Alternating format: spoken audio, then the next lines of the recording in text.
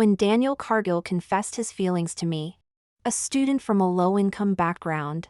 His childhood friend Selma Brook stood nearby, laughing at me. Those limited edition trainers he's wearing are worth more than your entire year's living expenses. You can't seriously believe this joke, can you? But I did believe it.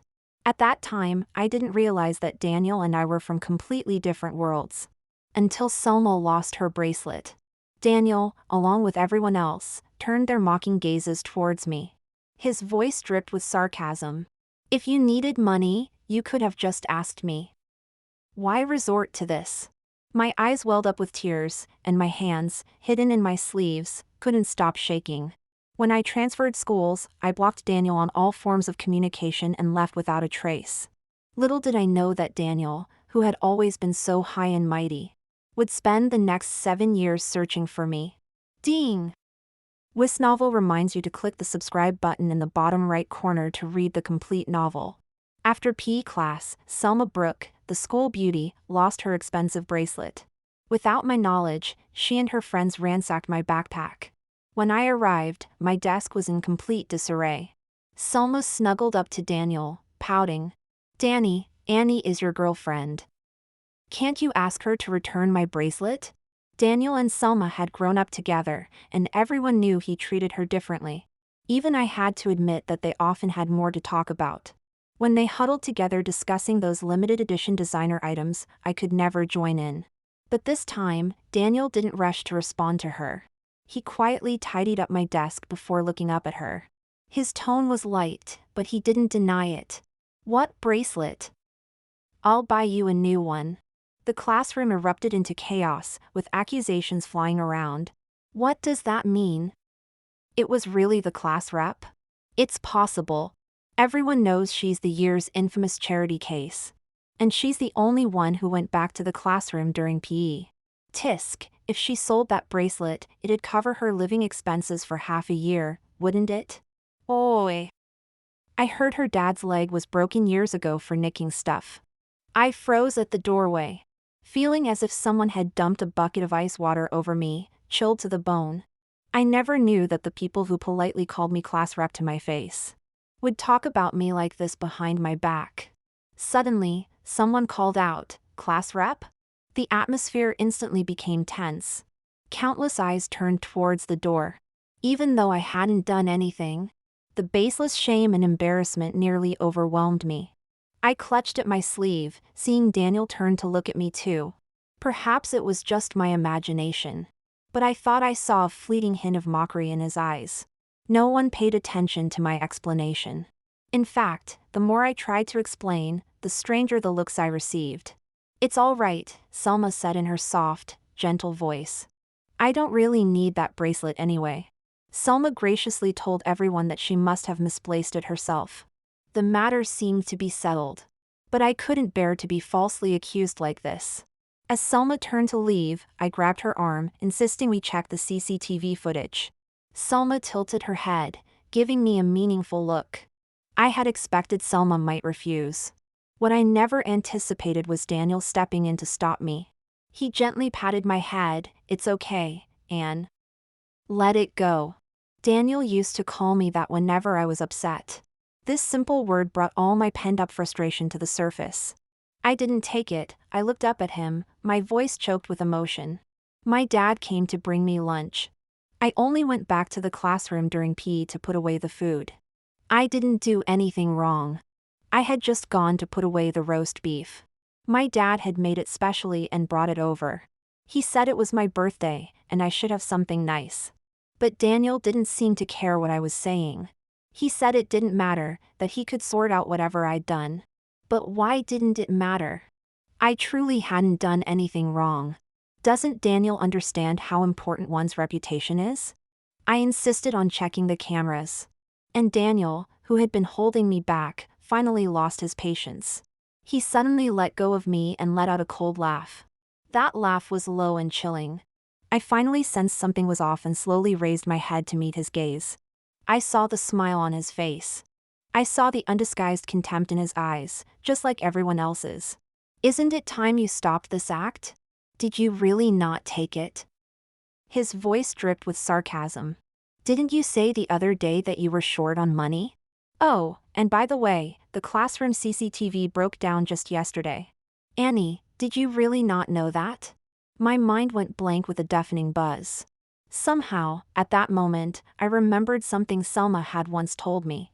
She said, "You still don't get it. You and Daniel, you're just not from the same world." I didn't understand it then. But in this instant, it all became clear. Daniel Cargill, the golden boy who grew up surrounded by wealth and privilege, had prejudice against the poor ingrained in his very bones. Given the same situation, he would unhesitatingly believe Selma, who was from his social circle. Daniel knew better than anyone how important one's reputation was. He just never believed me from the start. The shrill bell rang out. It mingled with Selma's laughter. In the chaos, someone bumped the desk.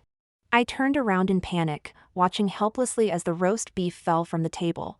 The food scattered across the floor, the juicy meat rolling a couple of times before coming to rest at my feet, covered in dust and paper scraps. I stared at it blankly, suddenly at a loss for words. The last thread of composure in my mind snapped violently.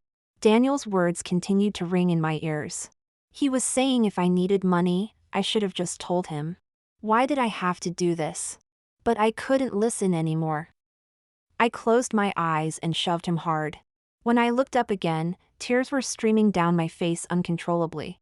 Yes, Daniel, my family is poor. But I'm not a thief. The autumn rain felt bone-chillingly cold as it fell on my skin. I sat on the steps of the sports field, silently eating from my lunchbox. There wasn't much left, most of it had spilled. Daniel came over with an umbrella, his voice tight with anger. "What on earth are you running about for? Stop eating that, it's filthy." "Annie, are you listening? It's just roast beef, for goodness sake. I'll go get you another portion." Daniel rarely lost his temper with me. Usually, I'd have pounced on him, play fighting until he begged for mercy. But now, I just wanted to finish this meal in peace. I clutched my lunchbox, refusing to let go or share his umbrella. Every time Daniel took a step forward, I'd scoot away with my lunchbox. "Are you avoiding me?" His face went blank for a rare moment. After a second of silence, Daniel stepped back, holding the umbrella over me while he stood in the rain, watching me silently. By the time I took the last bite, the rain was pouring.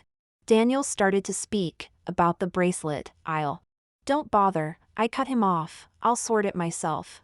I said I'd help you. Daniel's tone was puzzled. "How will you manage with just your allowance?" Hearing this, I wanted to laugh, but I couldn't bring myself to. "Think what you like," I said, carefully packing away my lunchbox before getting up to leave. Daniel's voice melted into the rain. I thought I heard him call my name. But I didn't look back. After that day, Daniel never came to school again. That was our last conversation. Selma gave up pursuing the matter, but the rumors didn't stop. The teacher pushed her glasses up her nose and told me sternly that she would investigate this incident thoroughly. When I returned to the classroom, some people saw me and instinctively pushed their wallets deeper into their desks. I stood there, stunned. My nose stung with the threat of tears. I had studied hard to get into this high school and consistently ranked first in our year. But I never imagined there would be a day when people would treat me like a thief. On Parents' Evening, I saw people pointing and laughing at my dad's back from a distance. As he approached the school gates, their voices drifted over in fragments. "Isn't that Annie Saxon's dad from class 7? I heard that leg of his is from stealing. Like father, like daughter. A rat's child knows how to dig holes. Didn't Annie also take Selma's bracelet?" In the cold wind, I saw my dad's figure suddenly freeze. For the first time, I couldn't bring myself to look my dad in the eye. Rumors are terrifying. Those silent glances felt like death by 1,000 cuts.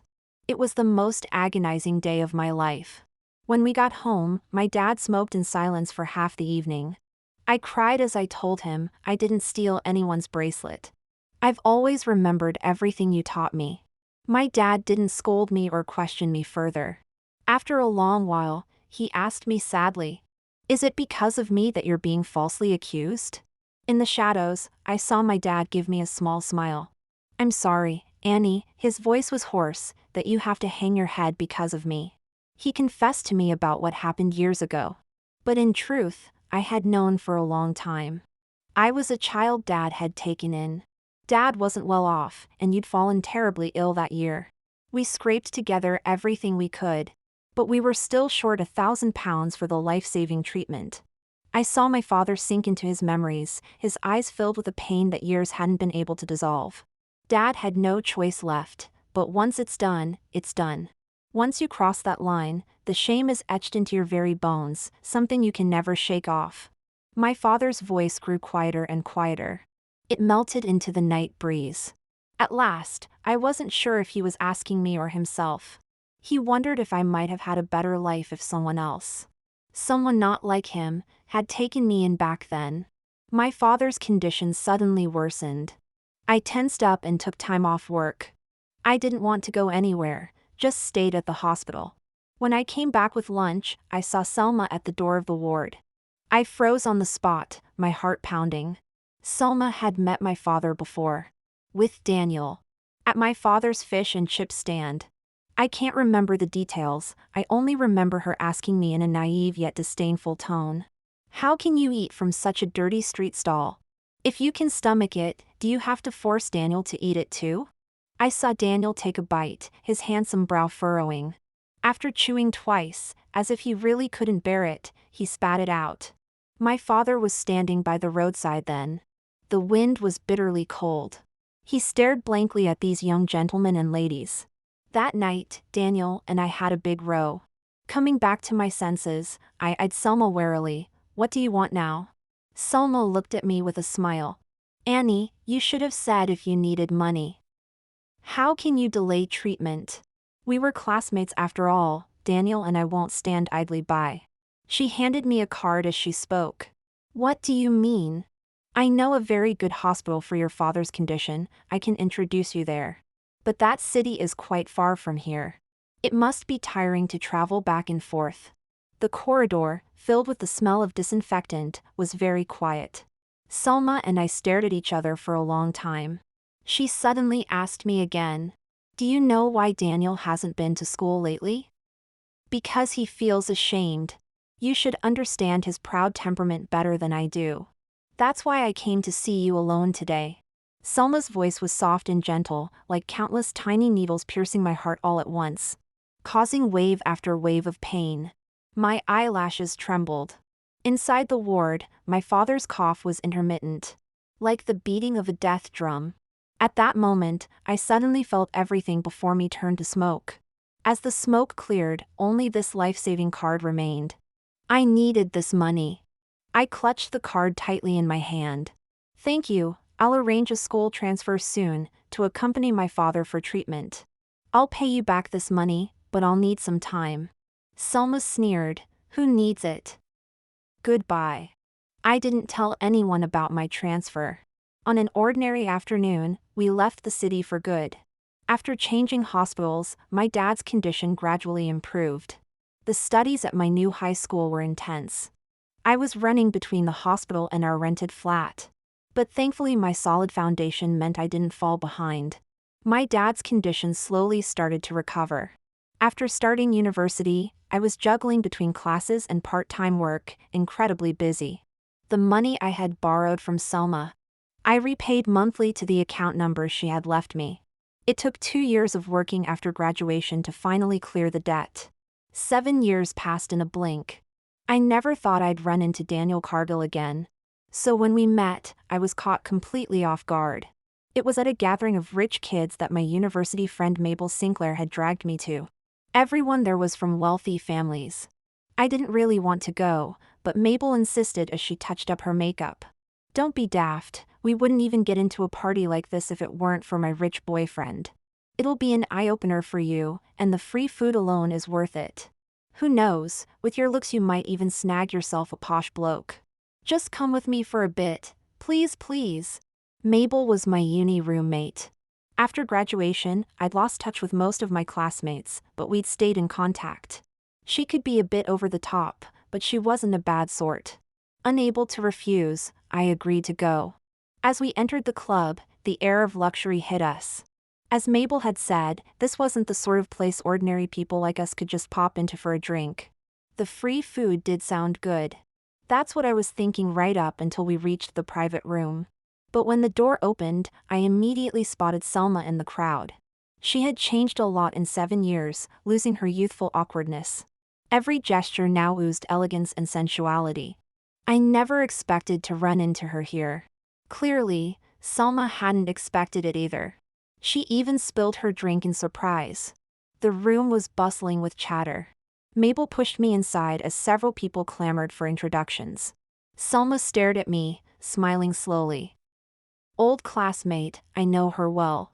The room erupted with excitement. An old friend? Come on then, Selma, introduce us properly. Yes, do tell. Selma leaned back in her chair, thoughtful. We locked eyes across the crowd. She asked me with feigned concern. Should I start by introducing how you stole my bracelet, or just with your name? With those words, the lively room fell silent. Those who had been so eager for introductions now wore frozen smiles, eyeing me strangely. Then, all sorts of scrutinizing gazes fell on me. It was like reliving the scene from 7 years ago. Selma still wore that smile. Mabel immediately flared up. What are you on about? Don't go slandering people. Annie's not like that at all. Selma looked at me. Why don't you ask her yourself? Her fingers tapped on the table edge, a sign of agitation. My gaze fell on the empty seat beside her. The central spot, likely reserved for someone important to this gathering. Selma clearly wanted to drive me away before this person arrived. I smiled at her. You're nervous, aren't you? The smile faded from Selma's eyes. Whether it's 7 years ago or now, my answer won't change. I, Annie Saxon, would never do such a thing. And about that bracelet from 7 years ago. I watched her expression carefully. Did you really lose it? I didn't wait for Selma's answer. Because before she could speak, the door of the private room suddenly opened. Silence fell. Selma stared at the doorway, her face suddenly turning sour. I didn't turn my head, but I could feel a gaze landing precisely on me. I tugged at Mabel to leave. As we brushed past, someone suddenly gripped my wrist. Won't you stay for dinner? No, thanks, I replied. The fingers on my wrist unconsciously tightened a bit. Daniel seemed to chuckle. Nothing you want to say to me? No, I said firmly. All right, Daniel relented. Daniel released my hand. The door to the private room closed, and the corridor fell silent. I continued walking, arm in arm with Mabel. As we reached the entrance, footsteps suddenly sounded behind us. It's raining, Daniel called out, catching up and taking hold of my wrist again. Let me give you a lift. Mabel peeked outside, noticing the ground was soaked. As expected, it was raining. The cool breeze made her shiver. I pulled my wrist away, not looking at him. It's fine, I've called a taxi. Wait for me. Daniel Cargill didn't give me time to finish, stepping into the rain with an umbrella. Soon, a black Bentley slowly pulled up to the entrance. I sighed, finally raising my eyes to meet his gaze. Daniel had transformed from the laid-back youth of years past into the poised man before me. After 7 years, the gap from our school days had only widened exponentially. The watch on Daniel's wrist alone was worth more than most people could earn in many years of hard work. This kind of chasm couldn't be bridged by simply studying hard or working tirelessly. I've called a taxi, I repeated, somewhat wearily. Daniel didn't respond. He opened the passenger door and stood there, silently watching me. It seemed he wouldn't give up until I got in the car. It was hard to believe that the person who once skipped a week of classes, because he found me embarrassing, was now insisting on driving me home in front of everyone. After a moment's standoff, my taxi arrived. Mabel, feeling cold, was the first to get in. I had just taken a step when Daniel suddenly blocked my path. Have you forgotten, he said softly, finally looking at me seriously. Back then, we never broke up. Back then. Those words felt so distant now. I sniffled in the cold wind and asked him earnestly, shall I make it official now, then? Daniel froze in place. He was about to say something when Selma Brook suddenly came out. Seeing Daniel and me, Her face turned pale for a moment. Daniel. Selma walked over, subtly positioning herself between Daniel and me. Everyone's waiting to discuss our family's marriage arrangement. Selma's tone when speaking to Daniel remained unchanged, always with a hint of coyness at the end. With Daniel distracted, I took the opportunity to get in the car and close the door. Daniel seemed to say something to her, but the sound of the door locking shut out all noise from outside. I looked away, laughing sardonically in the silence. As soon as the car started, Mabel, who had been holding back for a while, finally couldn't resist speaking up. "Mate, this bloke's loaded, isn't he? Everything he's wearing could buy my life." Mabel clearly hadn't heard the conversation between Daniel and me. She leaned in. "What's the story with you two? Old schoolmates from high school." "Just schoolmates?" Mabel looked suspicious. "Doesn't seem like it. Given the gap between us, what else could it be?" Somehow this struck a nerve with Mabel. She became gloomy. "True that. These rich, handsome men, they've got more holes than a crumpet. Look at my useless boyfriend. I complain a bit, and he actually has the heart to make me go home in this downpour." Complain was putting it mildly. Earlier in the room, Mabel had torn into her posh boyfriend because of me. Feeling guilty, I said, "I'll treat you to dinner for the next couple of days." "Your choice?" Blimey, the penny pincher's splashing out. "I'll have to think hard about what to eat." "Right, I'm here." Mabel got out of the car and waved at me. "See you next time, love." As soon as she left, the car suddenly fell silent. After a short drive, the car stopped in front of a rundown council estate. Just as I got out, a Bentley burst through the rain curtain, coming to a smooth stop right in front of me. The rain seemed to be getting heavier. The maintenance in the old estate was poor, with broken streetlights flickering in the rain. I hadn't expected Daniel to follow me. He held his umbrella over my head. The sound of raindrops hitting the umbrella was a constant pitter-patter.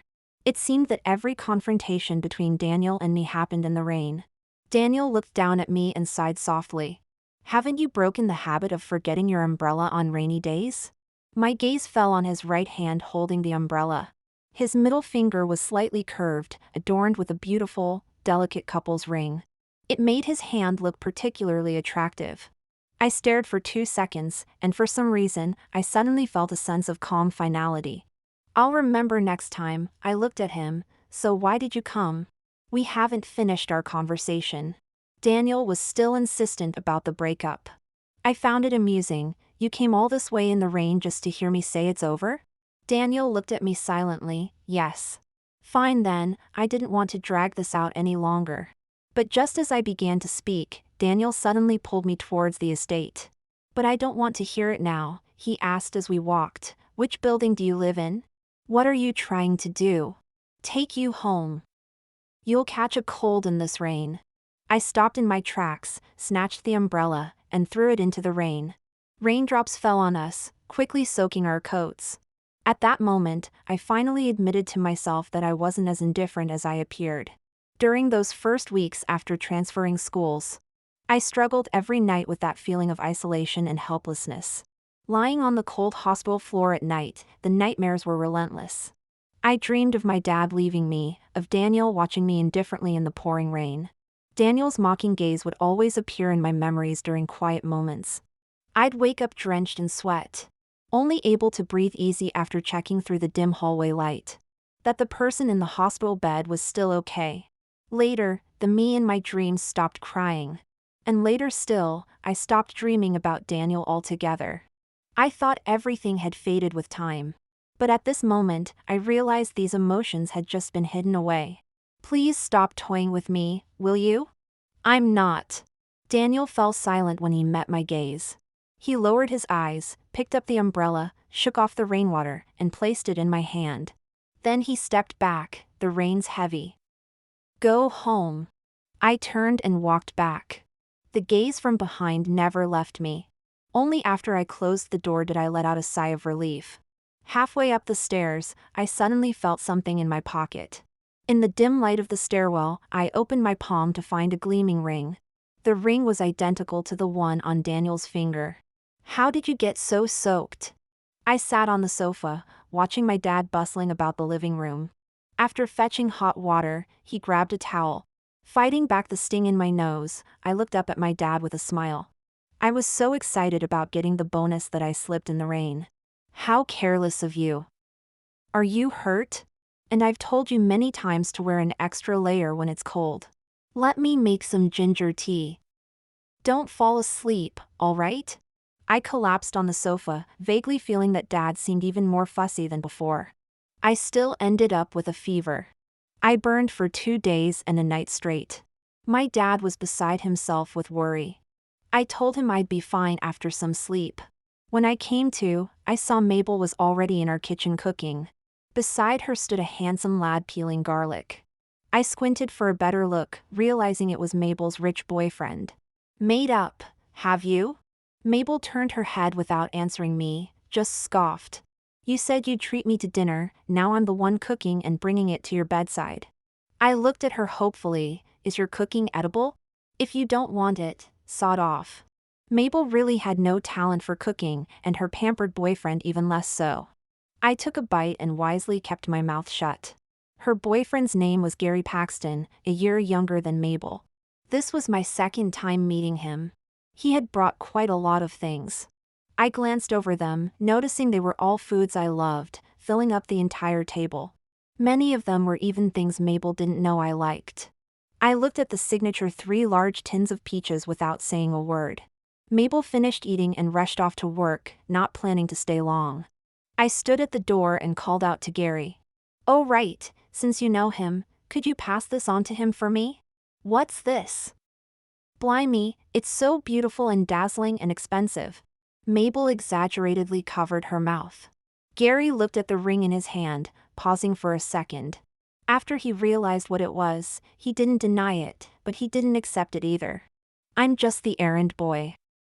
You should return this to him in person. I pretended not to hear and handed it to him anyway. Gary finally accepted it.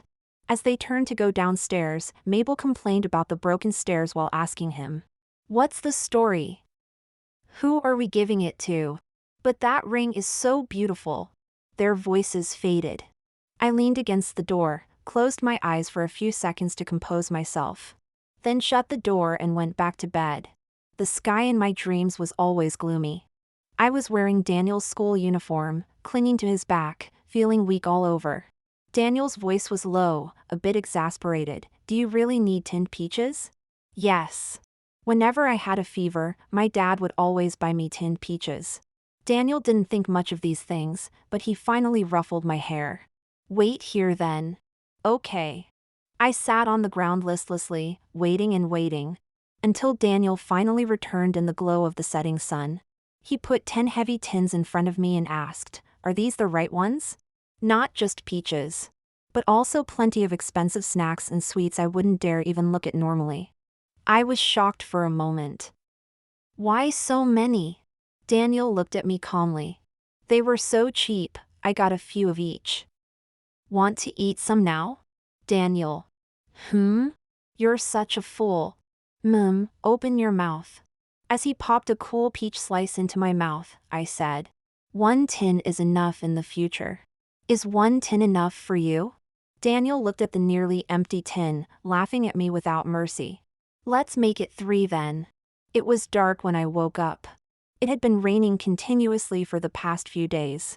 The memories in my dream left me feeling irritable. It had been a long time since I'd dreamt about my past with Daniel. The living room was dark and quiet. My dad wasn't home yet. For some reason, my heart suddenly started racing. I tilted my head back and took a swig of hot water, feeling the warmth slide down my throat. But that uneasy feeling only grew more apparent. I grabbed my jacket, thinking I'd go out for some fresh air and maybe find my dad at the night market. Just as I stepped out of the estate, I saw that Bentley parked not far away. It was rare to see such a luxury car in this rundown neighborhood.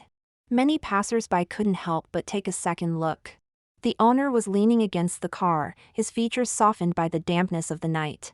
As he turned to look at me, his face gradually merged with the memory of Daniel in my mind.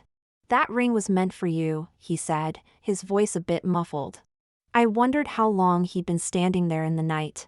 It's true that my family was discussing an arranged marriage with the Brooks, but I didn't agree to it. After the bracelet incident, I wanted to sort things out quickly. But that week my family suddenly had some issues. I was overwhelmed with work. And when I got back to school, I found out you had transferred. Annie. I never meant to play you. I didn't look at him, instead tilting my head back to gaze at the full moon suspended in the sky.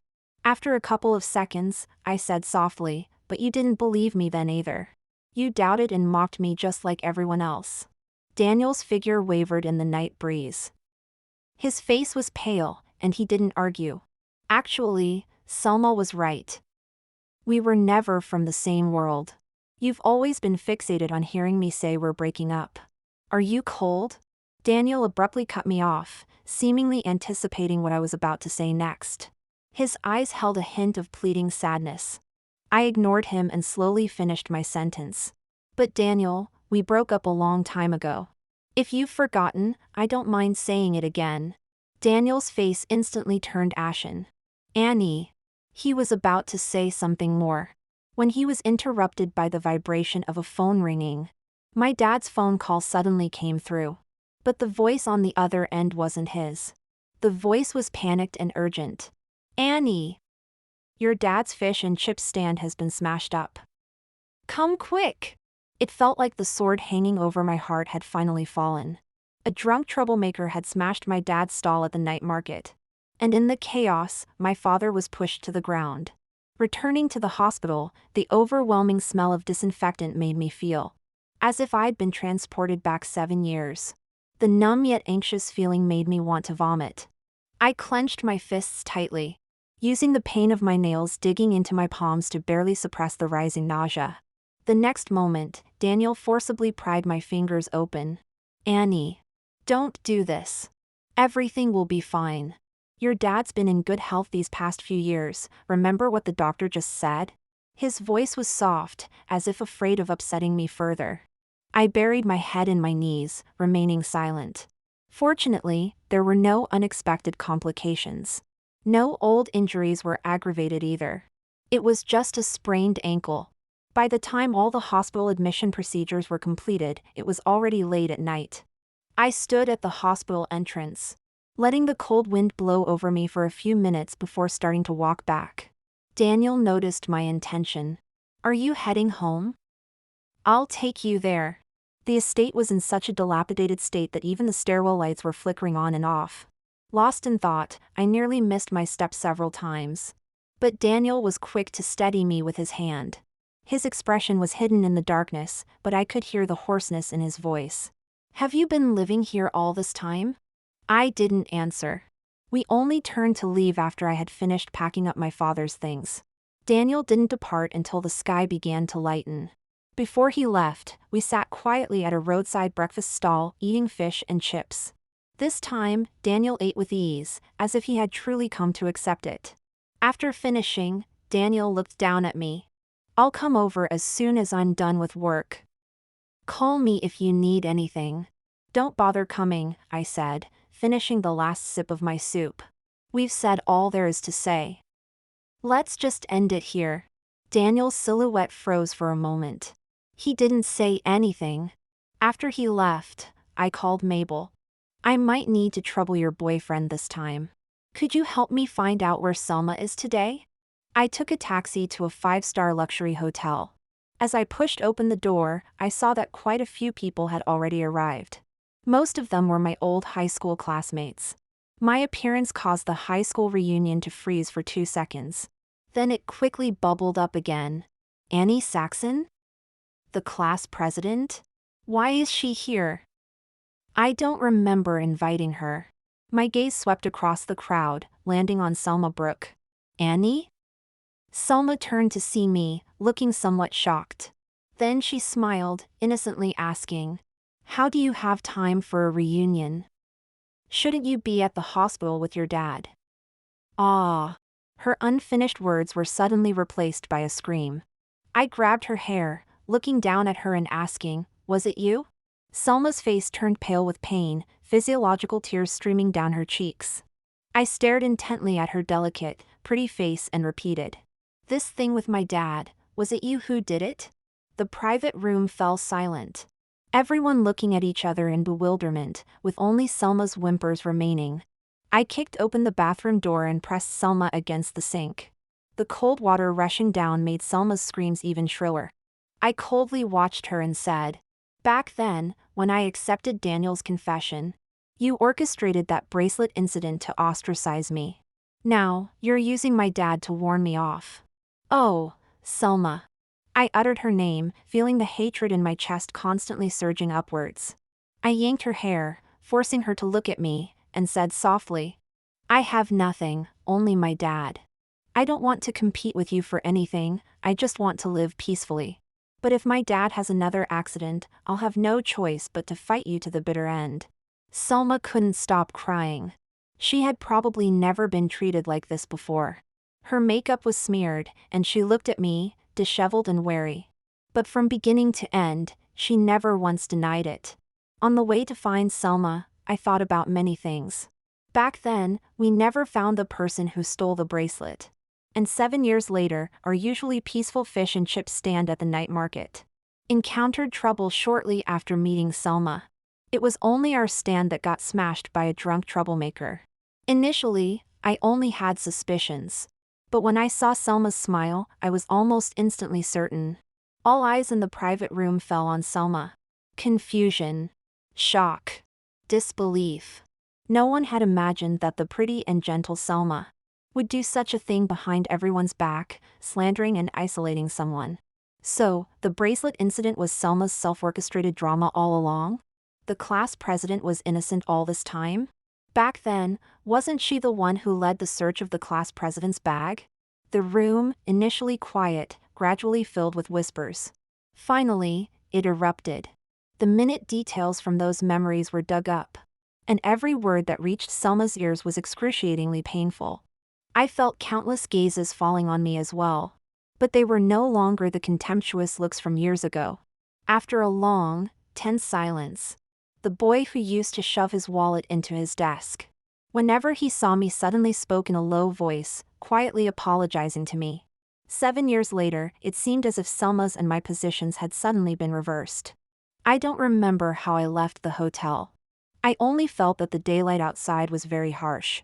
I squinted up at it for a while before slowly lowering my gaze. On the way back to the hospital, I bought some roasted chestnuts, my dad's favorite. Daniel came again. I stopped at the hospital room door and heard my dad speaking to Daniel, thanking him for all the trouble he went through late at night. Daniel had brought lunch. He quietly set it out, then said it was no trouble, that Annie had been doing all the work. My dad chuckled, ate a few bites, then seemed to remember something and said to Daniel, "Thank you for that money you lent us back then. Having that money to tide us over made it much easier for Annie and me. When we moved to a new city, Annie used to mention you a lot. But it seems you two haven't been in touch much lately."